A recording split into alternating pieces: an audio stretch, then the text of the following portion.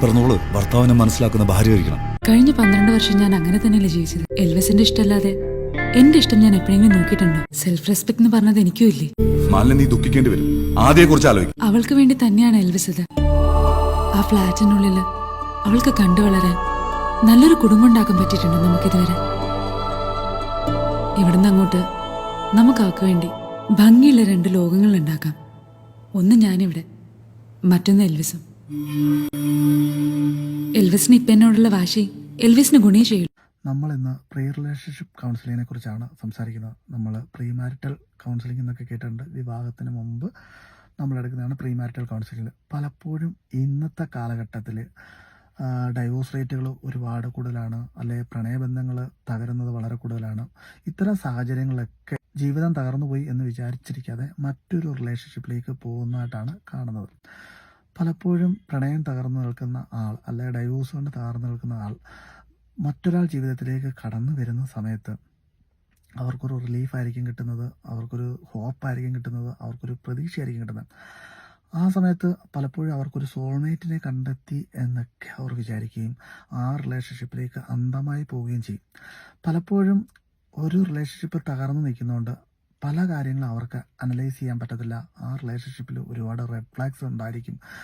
ആ റിലേഷൻഷിപ്പ് പലപ്പോഴും ഒരു ടോക്സിക് ആയിരിക്കും. പലപ്പോഴും തകർന്നു നിൽക്കുന്ന ഒരു വ്യക്തിക്ക് ഇതൊന്നും കണ്ടെത്താൻ പറ്റില്ല.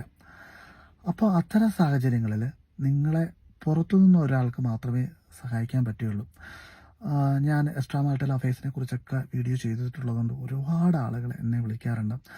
പല കേസുകളിലും ഞാൻ കൗൺസിലേഴ്സിന് സജസ്റ്റ് ചെയ്തിട്ടുണ്ട്.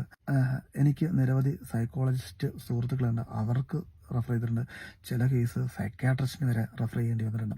നിങ്ങൾ ഒരു റിലേഷൻഷിപ്പ് തകർന്ന ആളായിക്കോട്ടെ, ഒരു ഡൈവോഴ്സ് പ്രോസസ് കഴിഞ്ഞ ഒരാളായിക്കോട്ടെ, നിങ്ങൾ മറ്റൊരു വിവാഹ ജീവിതത്തിലേക്ക് പോകാൻ ആഗ്രഹിക്കുന്നുണ്ടെങ്കിൽ, അല്ലെങ്കിൽ മറ്റൊരു പ്രണയബന്ധത്തിലേക്ക് പോകാൻ ആഗ്രഹിക്കുന്നുണ്ടെങ്കിൽ, ഇതിനെയൊക്കെ കൃത്യമായിട്ട് സയൻറ്റിഫിക്കായിട്ട് ഐഡൻറ്റിഫൈ ചെയ്തില്ലെങ്കിൽ, സയൻറ്റിഫിക്കായിട്ട് നമ്മുടെ എക്സിസ്റ്റിംഗ് ആയിട്ടുള്ള പ്രോബ്ലംസ് ഒക്കെ റിസോൾവ് ചെയ്യാതാണ് മറ്റൊരു റിലേഷൻഷിപ്പിലേക്ക്, മറ്റൊരു ബന്ധത്തിലേക്ക് പോകുന്നതെങ്കിൽ നിങ്ങളുടെ ജീവിതം വീണ്ടും താറുമാറാവാനുള്ള സാധ്യത കൂടുതലാണ്.